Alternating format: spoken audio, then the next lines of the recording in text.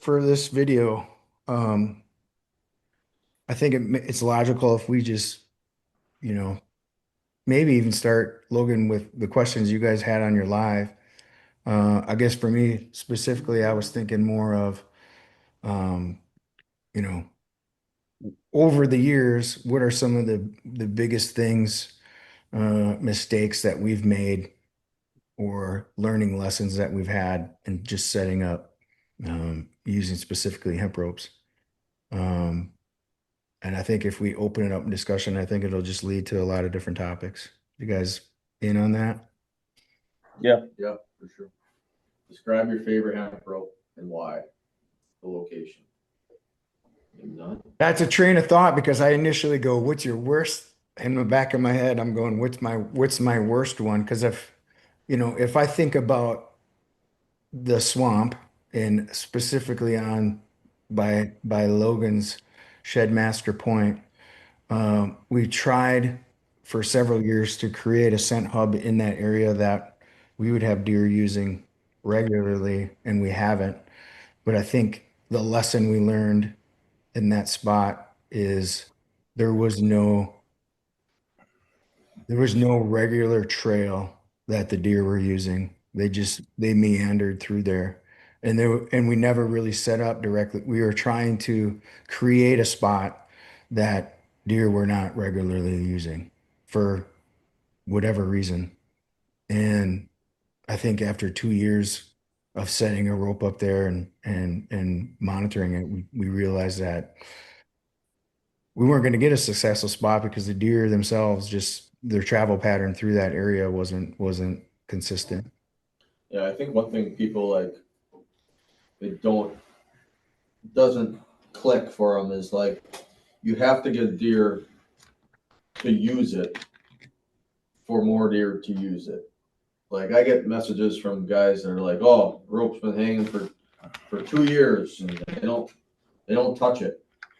Well, if you don't get deer to scent market initially, like within a week or two of your setup, one, two, three, four, however many deer to go and drop their own scent on it, the scent communication snowball, if you will, or process never gets started. And then it just becomes something hanging in the woods. You Yeah, know? I don't even know if I don't know that I would go 2 weeks even. If you can't get a deer to touch it in 2 weeks, it's in the wrong spot. Sure. Like I personally think it's a week. But I also think that one deer touching it in that window, like I got a couple that does and fawns use in the early season, well, by my house here.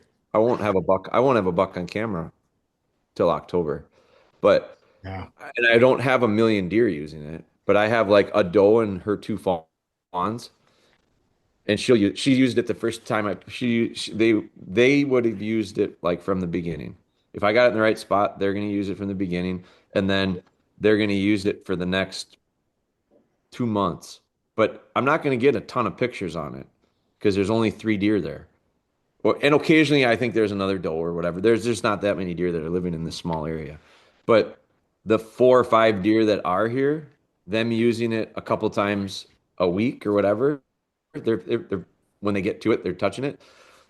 Everything will change in October 1st, probably. So a couple more weeks of that.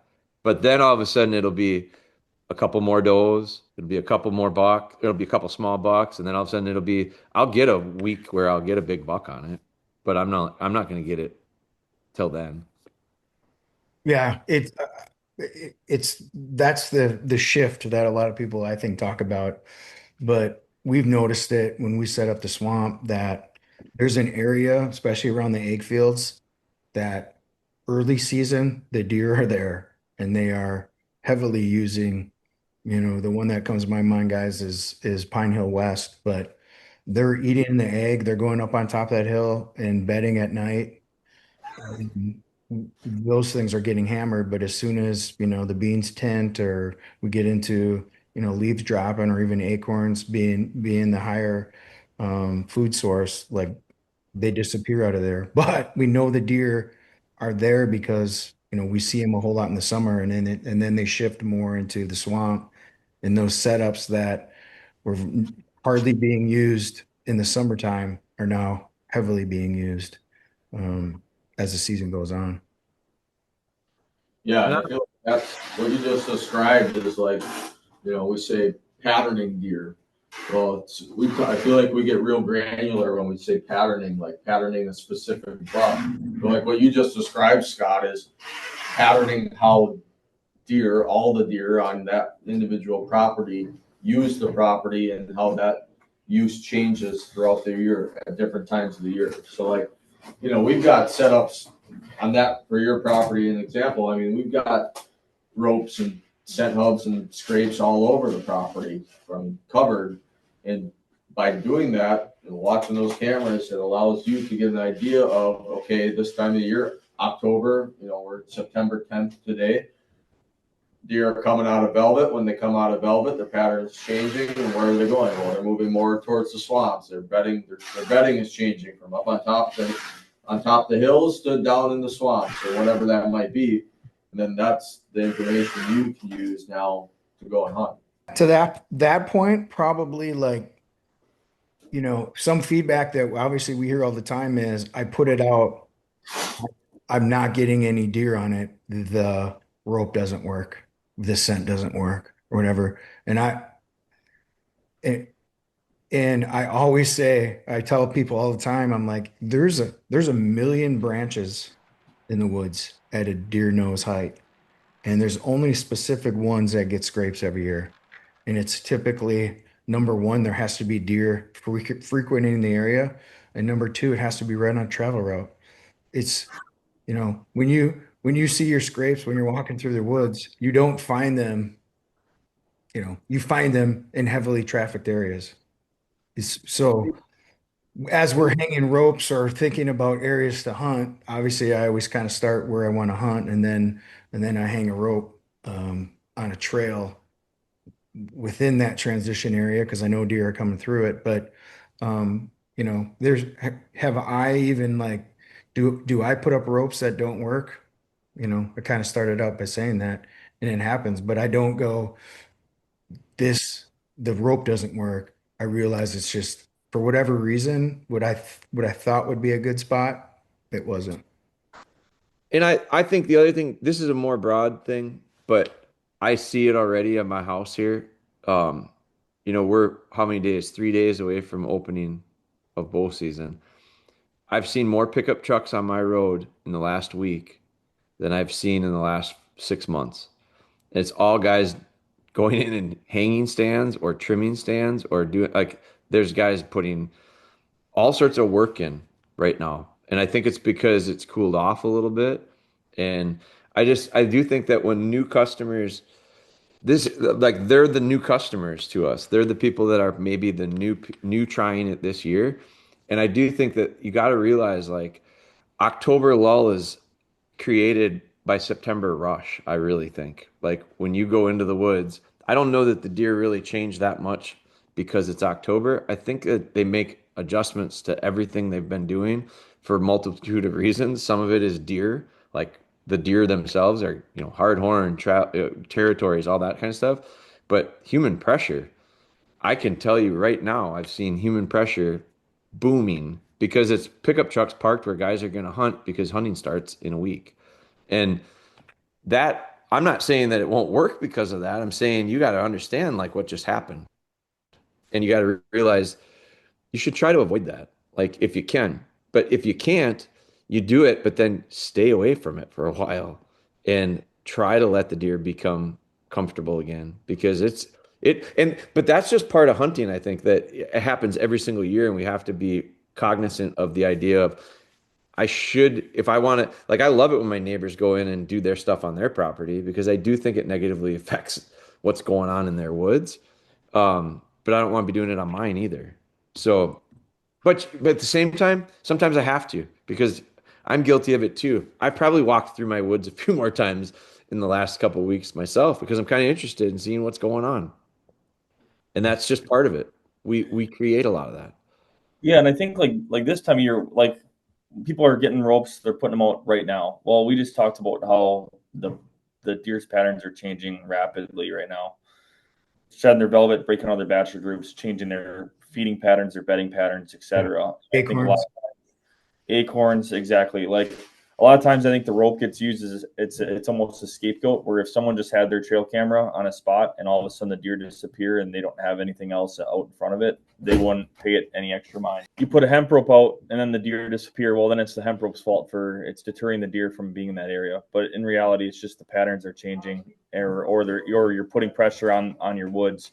There's guys that I used rubber gloves and rubber boots, and I wore a hazmat suit to put this out, and the deer are scared of this rope. Well, like you guys say it all the time. If I know what a rubber glove smells like, so does a deer, and it's to the same point of Jeremy talking about pressure. Of it might take a couple days for deer to start using your rope or get used to it. Just it's just a matter of you're in there, you're disturbing their sanctuary, their home. So it's going to take some time for the deer to get used to it.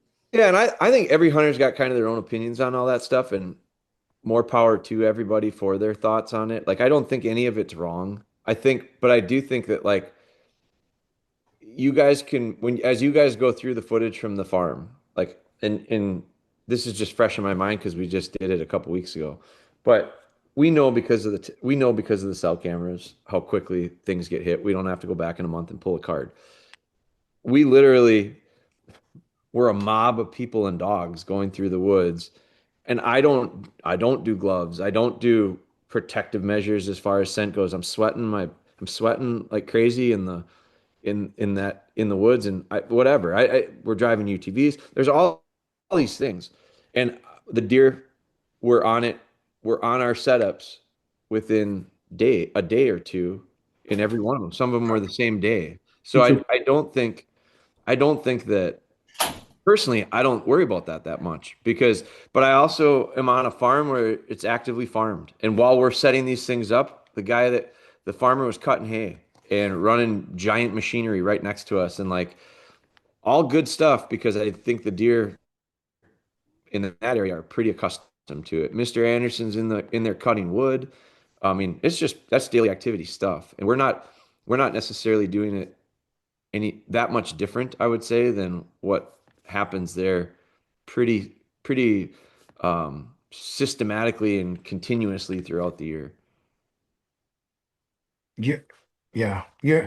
You know what I think is interesting too in all this, because obviously setting the location, getting a spot, all the stuff we talked about is all like it's all pertinent and that's part of hunting and it's woodsmanship and that's you know that's our challenge as hunters. But I also think that even amongst the four of us, there's differences in how we set up a specific spot or um, you know, what's made, I think, setting a spot up successful over the years. And if it's interesting because if I look at the cameras and I see my ropes versus Jeremy ropes versus Ben's and Logan's, like we kind of all have a different style. Totally, totally.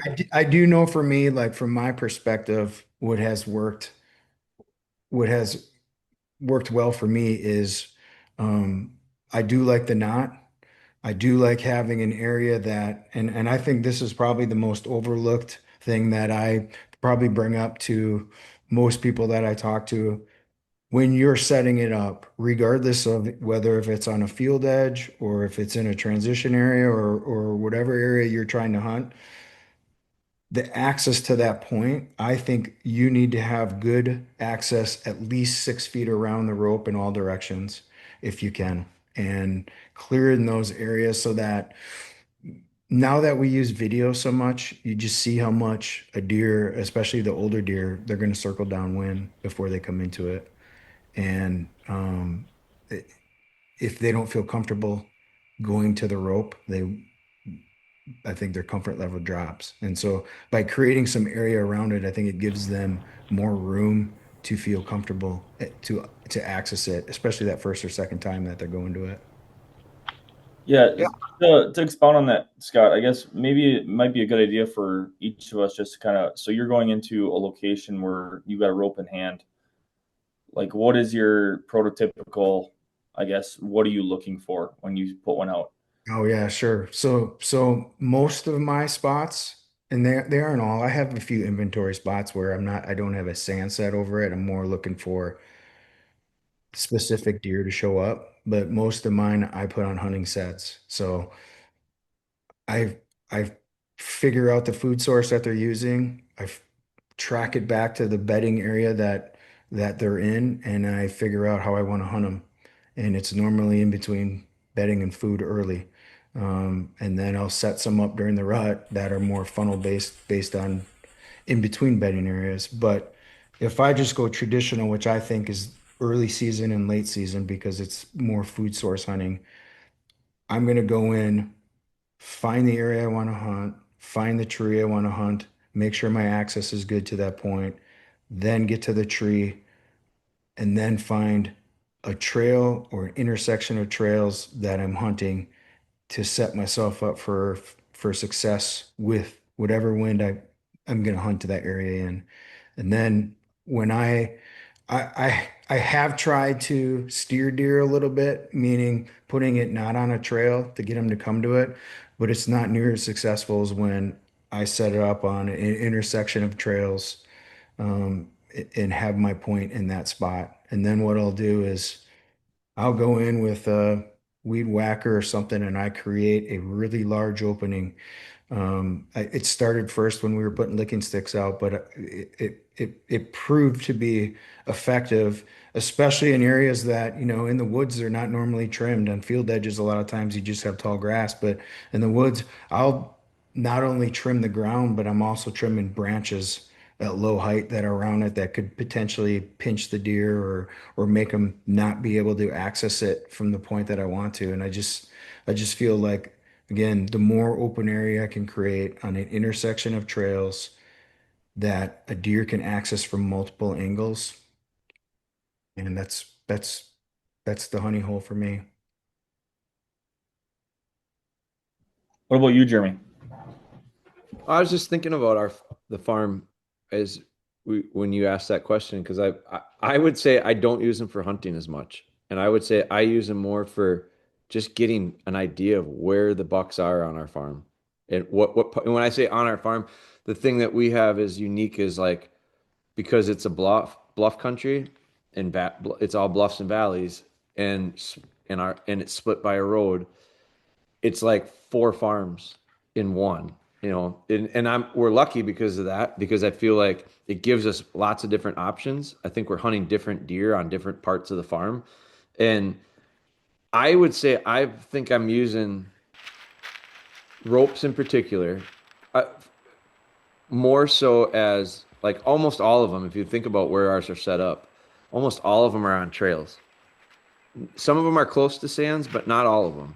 And I would say they're more the ones that are close to stands are stands that are easy to get to from like a four-wheeler trail or a road, because I would say all of ours are accessible really easily from a UTV type road. I don't think we don't tromp through the woods on any of ours. We don't really have stands that are far off of the roads. Like ours are all pretty close. And so, and I think the reason we do it is because A, it's easier. It's just it's physically easier. The bluff country is hard to climb through. It's hard to climb through undetected. Like those woods, the deer in our farms are bedding on these bluff edges, and you go tromping through them. It's easy for them to know you're there. So I think we drive these trails because the deer are so used to people driving on these trails. They'll lay in their beds and watch you.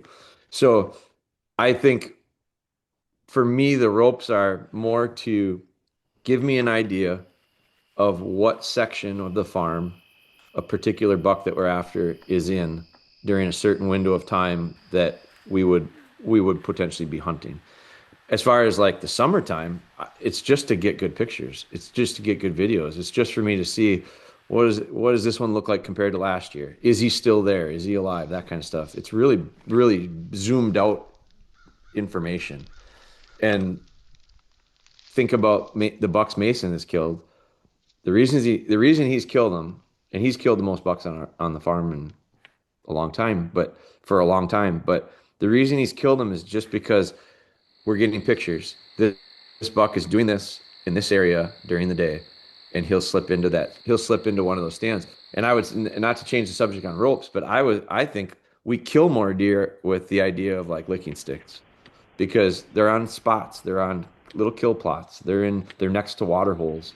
They're in spots that the deer are coming to that area for another reason. It's not to come to the licking stick. They're coming because they want to come to the water hole or they want to come to the food, but we know they're there because of the licking stick. Because when they're there, they go to the licking stick, and that gets me get a picture of them. So to me, it's kind of a different layer of how I use it and why I use them. But they're all on trails. Look at our videos. They're all over a real heavily used trail. Yeah, and I feel like the way that I set like our cabin property and like my grandma's property up is very similar. Of well, usually most of your tree stands are located over trails anyway because you're hanging your stands where the deer are going to be walking through. And I just feel like one thing that I've had a lot of success with is hanging them over. I guess not so much heavily traveled trails, but more or less travel corridors. Like we have a pretty nice trail system up at our cabin that doesn't get used basically unless we're up there hunting. Well, the deer aren't stupid. Why would they walk through the brush when they could walk a manicured four-wheeler trail? So, like hanging ropes over man-made trails or old logging roads, like to Scott's point of having it be a little bit more accessible than one of those deer trails where you almost have to get sideways to get through cedar trees or whatever. I think having it where, for one, the deer can see it from a little bit further away, where they don't have to be right on top of it to go, oh, there's something hanging down that I should go investigate. I think that's something that's been really good for us. But up there, we use it for both ways of what you guys are saying. Like I think for one, I just think it's cool to have something in front of your camera that you put out where you can kind of pat yourself on the back and go, I'm manipulating the deer behavior in front of my camera. I think kind of unintentionally, or I guess not unintentionally, like it ends up being used for hunting as well because they're usually around our stand locations. We had one set up on a stand location last year that was just put it in front of the trail camera, see what's going through there, and it ended up Ben's dad actually shot the buck while it was touching the rope.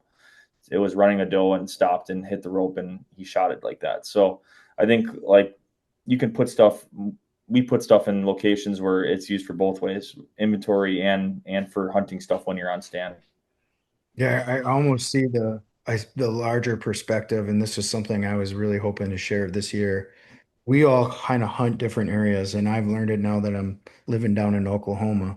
It was different in land in a swamp marsh area that I have in Wisconsin versus, more of city hunting in Iowa versus more of hunting down here in Oklahoma where guys are baiting. And honestly, even in that scenario, I think setting up a rope around bait is different than a total different perspective or strategy I'd take doing that versus up in Wisconsin where you can't bait and you're trying to find the food source. But where when you make the food source, it's a lot easier because if I can plan where I want to how I want to access a spot, and if I put food down, they're going to come to it. So then from that, once I put it down, I give it a week or two, and the deer just create trails to that corn from where they're bedding. It almost feels like cheating, but if you're hunting an old deer, it's still not easy to shoot them over bait. And so we've had success now in that following those trails back to where they're bedding and creating a scent hub. And since we're talking about ropes, it would be how I use it, is I would track back from that bait pile and go 50 to 75 yards away and see if I can find a spot in that location that would be a killing tree where I can set up a setup. And because of cell cams, I mean, it's it's so much easier to get deer on a pattern and know when they're coming to a specific corn pile. But again, I'm using a hub that's away from that because I haven't had success if I set it up around there. And a lot of times the deer are going to come right before or right after dark. And if I can cut that time from when they're bedding to getting to their food source, it, it's a way to do it and have them using the sand hub naturally, not in an area like a corn pile or whatever type of food you're putting down. Because I think a lot of times when they come in those areas, they're a little bit spooked. They don't feel real comfortable. They're always a little bit on edge, and I don't think they're as likely in that scenario to use it. I think it's very similar in those like open fields. A lot of times they come out, they can be on edge, especially in high pressured areas. And I don't think they feel real comfortable. You'll get a lot of nighttime where they'll do it because they do think they feel more comfortable at nighttime. But if a deer's not comfortable in a spot, I definitely don't think they'll use a community scent hump like they normally would. I always wonder, like I feel like when it comes to the baiting, I when people ask us the question of, or if they're struggling and we find out that they have it by bait, we always, I mean, it happens all the time. We hear that all the time, and I feel like, oh yeah, that there's part of the issue, and so we can always kind of isolate that. My question has always been to them, well, are you getting a lot of pictures there on the bait? Like what? Yeah, you. The answer is always yeah. I get a ton of deer. They're coming in. They're eating the bait. I think I always ask them, well, what is your objective or what's your goal with using whatever it is, if it's the rope or the licking stick or whatever product we've got? What are you trying to get with it? Because if you're trying to get better pictures and videos, or you're trying to put them in a specific spot, the bait's checked that off the list for you. Like you don't need that there because you're already getting it. You're getting what you need. What you're trying to, what a lot of times I think it dawns on them at that point and they go, well, I just kind of wanted to get cool videos. Like I think it's cooler to see a deer working the whatever it is, product it is, whether it be the stick or the rope. And I think once you realize, well, the objective is already met by the bait, you don't need to double it up there. Like it's because it's the likelihood of them using both is a lot less when, especially, I Yeah. always say if you took the bait away, would the deer come there? Probably not. Like they're not coming to that spot without the bait. They're there for the bait. So when a deer comes there, he knows what he's there for. And that's not to say that they wouldn't use it there, but they're not going to use it the same they would if you put it in a spot where that's the thing. That's the reason that they're Yeah. performing that action. Yeah. Yeah, I've had some guys down here say, well, I'm hoping that when my bait goes away, they'll still come back and use it and use the rope or licking stick because it's set up there. Well, it's not the reason they're there in the first. Right. If they weren't coming there before, they're not coming there after.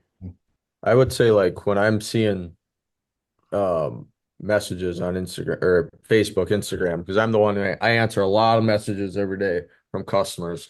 And it's like I bet you 80% of the time when someone says leave a message, it doesn't work, I can't get my rope to work, the deer aren't touching it, I got deer all over it, but they won't touch it. And I say, hey, send me a picture of your setup. It's almost always right next to a bait pile or feeder. And kind of like what you just described. That's They're why something else. they've got other things on their mind. Yeah. Um, And you know what? As long as the person's getting the pictures, you're getting pictures. You're getting that's good. It's just you can't have your cake and eat it too. Like you get the pictures. Put the deer in the spot if you're hunting there, but don't think that like there's a reason why they're there. And if you took the bait away, they're probably not. Yeah. And what do we always say? Where is the best place to put these things? You got to be where deer are. You can't. They're not magic. They're not bait piles. They're things that deer actually do naturally, and we're just manipulating them or molding them to do it with this for Yep. us. like I've got probably the perfect example of what you just said, Jared. Like, when we're talking about how we use our setups, I've got a setup I put out this year. I've had a rope in this spot for probably 6 years now. And every year I feel like I change where that rope is a little bit. Might be 50 yards, might be 20 yards. But I'm just like, when you guys are talking like how you use your rope setups, one of the main ways I think I use mine on my property here in Wisconsin, I'm using them to like fine tune stand locations and like fine tune how deer are using that individual area that I want to hunt. So like I've got my favorite rope that I've set up this year is a brand new rope. You know, I know where they bed. They bed, it's a big swamp, whatever, all grown up. I know they bed back in there. I've hunted this spot for 10 years, killed multiple bucks on it. I know they bed back there, and I've probably moved this rope location 5 times in 10 years. And every year I fine tune a little bit, like where's the best spot, not only for the rope, but also for my stand. And they go hand in hand because the rope is going to tell me in camera, you know, is kind of what I'm using to tell me where I need to have my stand. And there's not like super heavy trails. It's kind of a transfer area between bedding and food. And like this year, I moved that rope closer to the bedding. I found from hunting last year that a lot of the deer would use this trail that skirted the bedding that I never even known was there because I'd never really walked it. But you know, like on stand, you watch deer run that trail. Okay, this spring I went and looked at it, and sure enough, here's the trail. Okay, there's the tree that I think would be a good spot. So I moved that rope and camera to the edge of the building, right over this trail. Kind of like Scott said, I cleared out the big area around it. And I've had more deer hitting that rope than I've had in that area. You know, like I said, I've moved those ropes around. I've had more deer on it this year than I ever have, and it's early, and I think it's only going to continue. But like, I use the rope to fine tune how I want to hunt an area, and and I guess that's like just one main way that I personally use the ropes. You know, there I Yeah, think because it's easy to do that too. Like they're easy to just hang in a different spot. You know, that I would say one of the things for me is that is the part of it too. They're easy. They're super easy. They're the easiest thing I've ever done to put deer in front of a camera. And and they're not magic, and we're not saying they're magic, but they're super simple.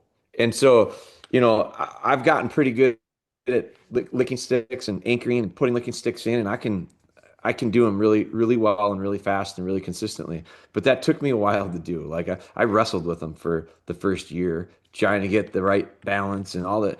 And so this is just too, this is, I won't say it's too simple, but it's pretty simple. It's, and for you to be able to adjust it, how much work is it for you to untie it or cut it loose, move it, retie it? yeah, like Like well, this is the that, spot it's, right here. it's 2 minutes, you Yeah. know, it's Oh, literally, I've got it tied that rope. Actually, that is a new rope, but I've had a rope out there for, you know, up until this year, that rope's been hanging in the woods for 6 years. And I would literally just untie the rope, yeah. move 20 yards, tie it I off. adjust when we were at the farm. Which one did we do where we adjusted it? I didn't want to change the rope. You guys said, yeah, let's change the rope. And I said, no, I like this rope. This one's getting used all the time. I'm using it. I do not want to change it. But we did change it because we just added more paracord because it had floated up because whatever happened, the trees adjusted. And that one camera that we had last year, the tree actually tipped way down. But this one, I think it floated up. So I raised it.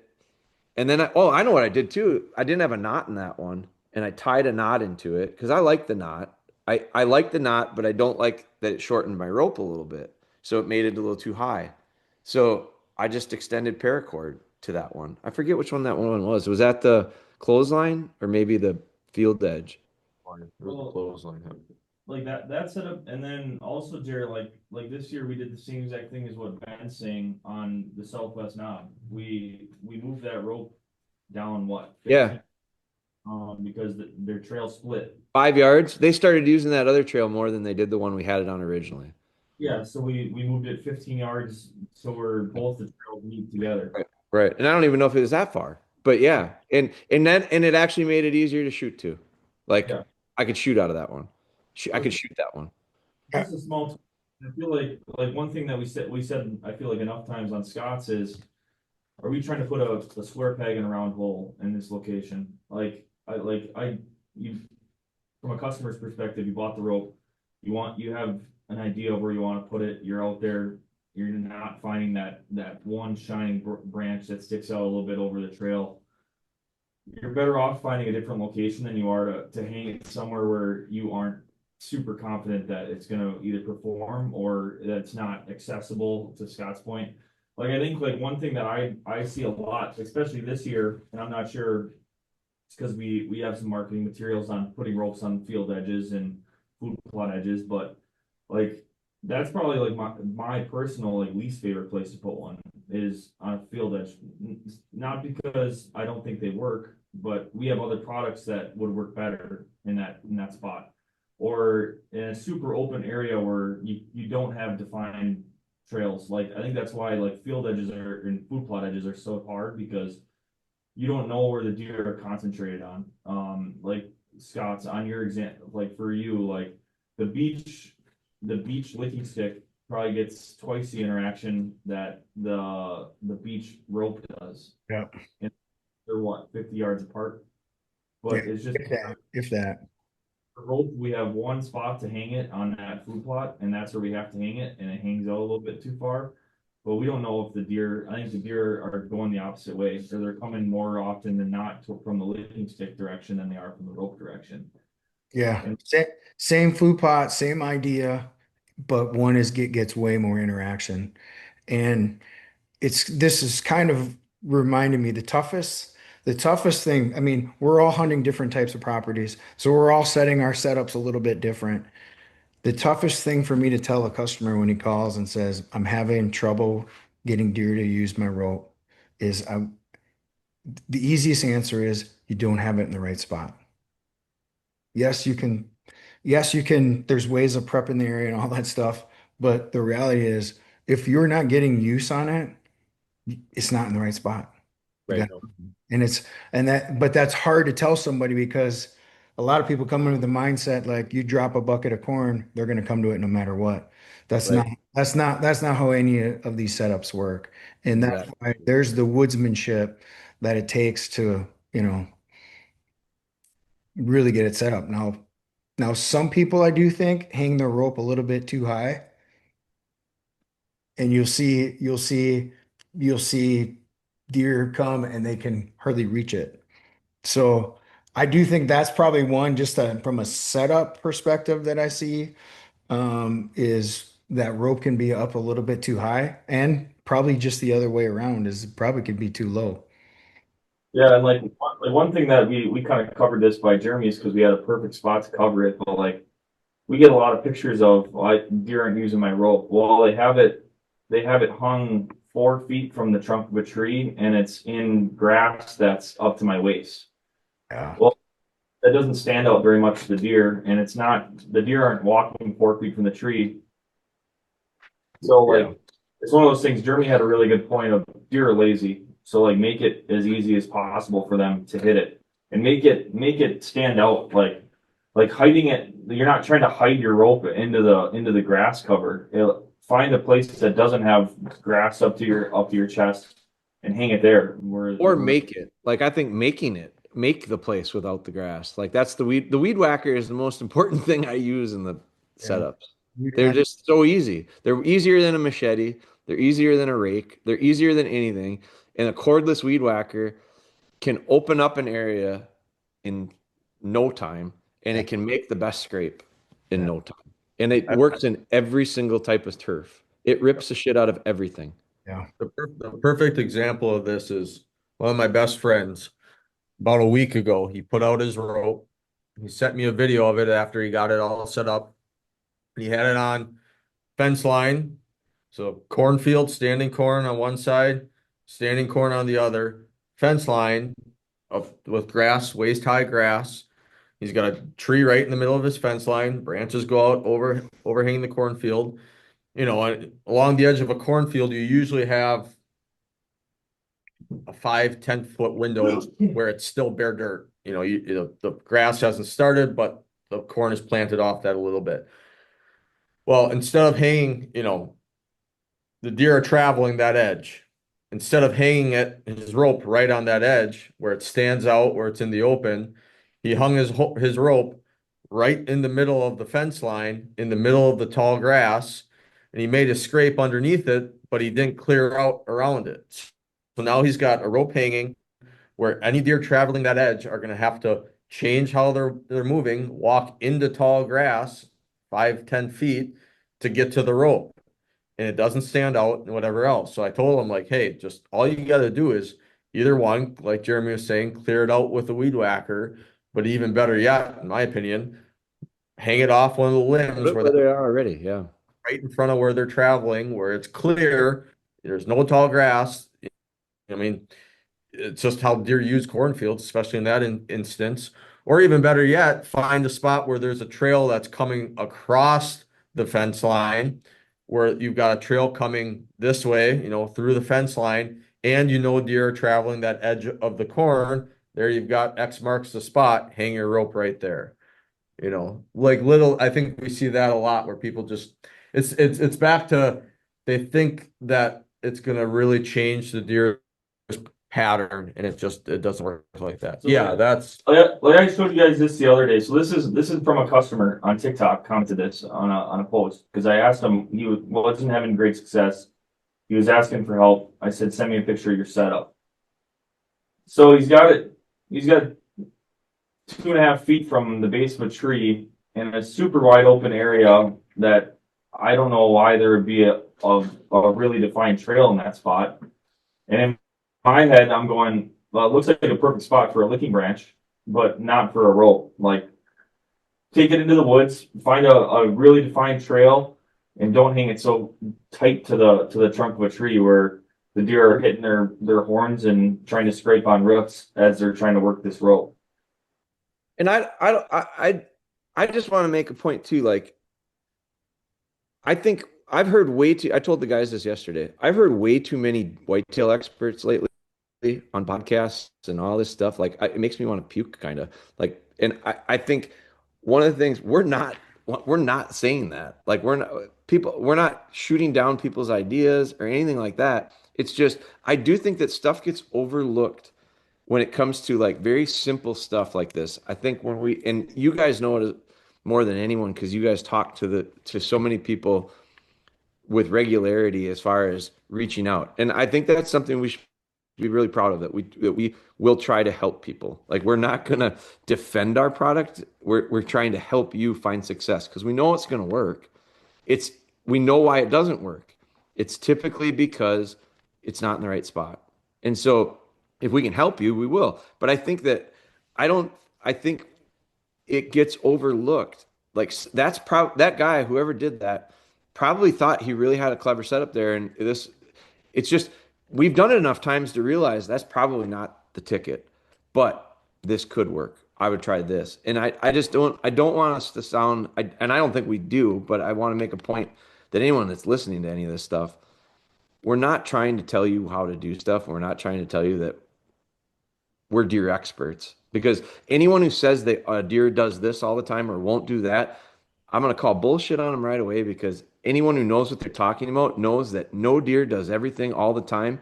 And Yeah. when they start talking like that, they lost me, because it's the guy who tried this and tried that, and this sometimes worked, and then sometimes that worked, and then I tried this and this worked, and that's the kind of stuff that I listen to, because I go, he's got experience. Yeah. And we have enough customers that send in videos and pictures of setups that I would have never thought would have worked.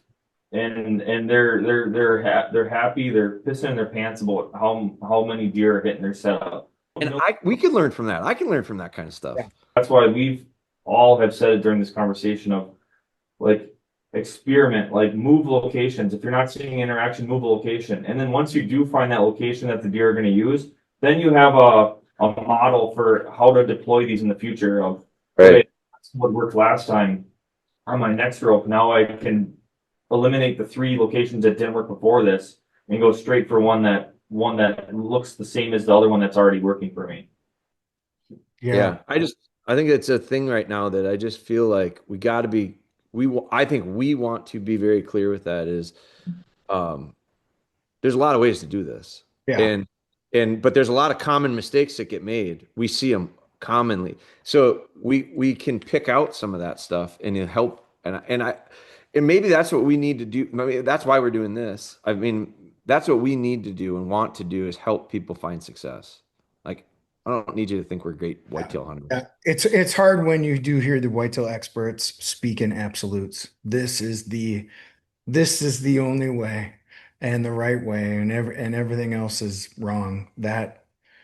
To Jeremy's point, it turns me off because even our four guys and our four properties, everybody's doing something a little bit differently. And it is interesting when we get so many different testimonials or people have their own experiences. Some of them are different than what I would have ever thought. What breaks my heart is the guy who sends the message and says, I've had this rope in this spot for 2 years and no deer are using it. It's not working. And we have enough. We have enough. I mean, it's been years and years and years of this. It's not rocket science. If it's in the right spot, it'll work. If it's not, it won't. Right. And and that sounds like an absolute because it is, but some deer, oh, you're this scared away the deer. Every deer is different, have a different personality. Some deer will go to every damn scrape that they walk past. And some deer will never go to a scrape that they walk past. It's a personality of the deer. Just like all of us have different personalities, and deer, same way. And so man, it's hard. It's hard to convey that message sometimes to the end user that, hey, you know what? You gotta try it. You gotta try a different spot. You gotta try a different method, and don't just stick with one that you thought was perfect. Yeah, and to the point where sometimes I almost feel conceited or cocky, like I know.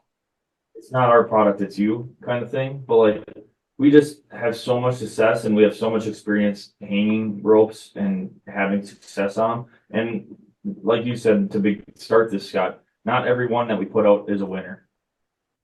Yeah, and we've been doing it for 12, 13 years. So But one of the things that I love, which makes this hard, is how many customers do we get? I mean, we get a, a lot more testimonial back of I set it out, and in the first 3 hours, I got three different. I mean, it does have that effect. You can have that effect. We see it a lot.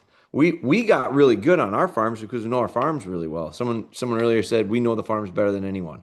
Well, our customers know their farms better than we do and better than anyone else. And so there are a lot of really good, effective hunters that put these out and do get overnight success with it. I just think that, and we want to share that. Like we want people to know that's easy marketing right there. But I think the reality is you have to also you share that, but you also have to be ready to share it with the person that isn't having that. yeah, How do you get them to be able to get it? That's the difference I think with our company. We genuinely want everyone to have success with it. Like that's very important to us. yeah, And and we want to share tips that works. Like to the rope that you just showed us, Logan. That looked like it was probably on a pretty high branch, and I'll tell you, it's probably underappreciated the amount of times I go out with a spool of paracord and hang on a super high branch and use a slip knot to use it because it opens up the amount of branches that I can use. It doesn't have to be, right at that perfect height, which again helps me be able to put it more in a spot that I think will be successful. yeah, for sure. And I think like to Jeremy's point, like we want this to work for everybody. Like people that are watching this, like this is our team. Like we don't have minions underneath us doing stuff, answering comments. Like this is our team. We aren't paying hunting celebrities to promote our product. We really value the fact that it works for Ben's friend. He's gonna tell his cousin about it. His cousin's gonna tell this guy about it. So it only helps every party involved if we can get everyone to have success with it. Yeah. Yeah, and there's so much stuff out there right now. That's I think confusing to people. I think it's hard for people. There's so much stuff out there right now, and I feel like again, that's fine. I'm not going to talk. I'm not trying to bash it, but I think it's also it's hard to watch for me at times because some of it is extremely cheesy and corny. Some of it's really false. Like there's stuff that's just not true. There's a lot of stuff to filter through. And like that's the part that I would say with our brand, and it's been from the beginning, we our brand has been sold because of trail camera footage of deer using it by us and by customers, more so than anything. Like it's not us trying to be catchy and fancy with social media stuff. It's not us trying to put it in hands of people that are going to influence you to do things. It's literally look, if you scroll through any of our stuff, it's going to be made up of a content of like how we do it, how we've done it in the past, information of the reasoning, and B, it being used by deer on trail cameras. That's it. I mean that's the bulk of it. That's the great majority. And I that is something that I don't think we're going to change. Oh, we've talked about it. Like God, some of the stuff that we're up against. How do you how do you respond to it? It's some of it's really distasteful to me. But what do you do? No, we're not gonna. We'll do the higher road here. Let's keep doing what we're doing. We think we've got a good way to talk to regular people, and that's this. You know, this is an example of it. You I have to know, bite my tongue a lot. Scott probably has to bite his tongue a lot too. Some of the stuff we Well, see. I do bite my tongue because you know, the guy who looks at our videos and says, "I can't believe you're not wearing plastic gloves." I think there was an outfitter in Buffalo County that posted one of our ropes, and he had his dog make this. Yeah, Did you guys see yeah, that? That is absolutely hilarious. And guess what? Deer are gonna use that's great if you know totally. all thing considered. But like it- Jeremy, you're running with your dogs in the woods, and people are All commenting of on that. You're like, my God. I mean, yeah. there's coyotes everywhere. And okay, some influencer said if you leave your human scent on there, they're not going to use it. Well, you're not gonna if you use rubber gloves, it's gonna smell like rubber gloves, you know. Oh, you're Yeah, and you are and, not and using you this is the one that gets me. You are not using glandular scent. And you're right, we aren't because there's nothing that's going to match the scent of the first deer that touches the rope or the licking branch or the licking stick, regardless of what it is. There's nothing that we can bottle that's better than that. And what we want to do nope, is get them nope. using it And, for this. So, God, and it kills me. But Yeah, and I'm a deer tracking guy and I'm a dog training guy and I understand the science of scent and scent composition and how it's processed and all this stuff because I have to figure out that in my mind to figure out what's happening when I'm doing some training stuff. So it's caused me to go like just a little bit deeper into it, a little bit deeper into it to try to figure it out and understand it. And I'll be the first to admit I still don't, and we never will. No human does know exactly how the dog is processing scents. No human knows how the deer is processing scents. We know that it's amplified to levels that we can't even wrap our mind around. But I also recognize because I make scent and I make this scent. And the reason we make the scent the way we make it is because it is proven to me, proven to our team, proven to anyone who's used it that it's really the to me it's the most effective way to get a deer to physically interact with it, which is what I need deer to do in order to become a scent hub. We need deer to physically interact with it, with their glands. That's what we need. We need their glands. We need them to scent market. I got to the and our team has discussed glands for years now. We've talked about urines for years. We've talked about all these things because our market has been flooded with it and our minds have been brainwashed as whitetail hunters that you got to have that stuff. That's what you need. Well, it caused me, it forced me to go deeper into it and go, well, I got to learn this because I know when it comes to interdigital gland scent in a deer's hoof from a training perspective, and this is dog tracking dog stuff. Th- There's trainers that are really set on that. It's a method. It's a very European method. Hoof training, interdigital gland scent. It comes from the hooves. And so they're using hooves, and the real trackers are using dozens and dozens and dozens of hooves a year for training lines. I question them on the production of that interdigital gland scent because when the deer is dead, it no longer produces scent. So how much actual interdigital gland scent is there? Minimal, if any. In the beginning, there may be some.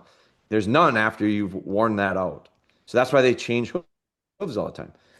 So I called the biggest deer farming operation, one of the biggest deer farming operations in the country, because I said, how can, if, is it even possible to physically collect?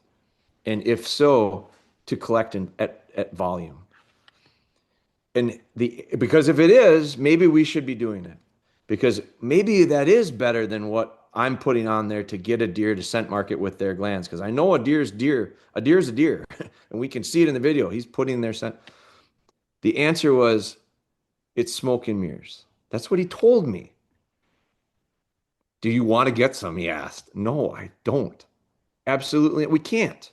We could not sell something that isn't what we're saying it is. And I don't care what anyone else says. I don't care what anyone else says. We're not doing it. And the reason is because I don't think we need to. I think we are getting the real deer to scent market. And I'm getting like, I get worked up about this because it's frustrating to me. It's discouraging to me. It puts a really bad taste in my mouth for all things marketed at this point when it comes to deer hunting stuff. I've become extremely skeptical beyond where I've ever been before because of the stuff I see. And so, it's I would never I would never call out names. I would never say anything about that because it's not our business. We'll do our business the way we're going to do our business. But I will say the scent that we make, the scents that we make with new scents coming this year, it's intentional. It's intentional because it creates a real deer's interaction, which is what I need in order to create a scent hub. A deer, creates another deer, snowball effect. Ben talked about it before. You got to have a deer touch it. If you don't have a deer touch it for 2 weeks, the likelihood of them touching it at week 3 is a lot less than it was the first 3 days because the all season scent or the new scent that we're about to release isn't going to be as strong and effective as it ages out. But the beauty of our scent is you don't have to go back and put it on so long as the deer are using it. Get the deer to use it and leave it alone. Let deer scent mark this for you. I, Nobody's going to tell you buy one bottle for the year. We do. It's more than what you'll need. And if it's left over for next year, save it. It'll be better because it's stronger.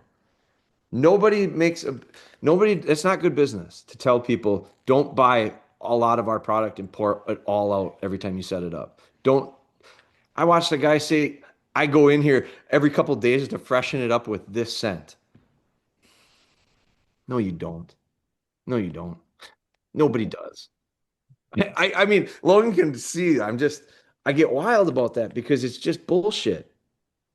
It's such bullshit, and it it really it gets me going a little bit. But we'll say it. Use the scent when you set it up. Use the all season scent. Use the new scent that we're about to release here. But use that when you set it up, and the deer will start using it, and then don't use it anymore. Save it for your next setup. You don't need to.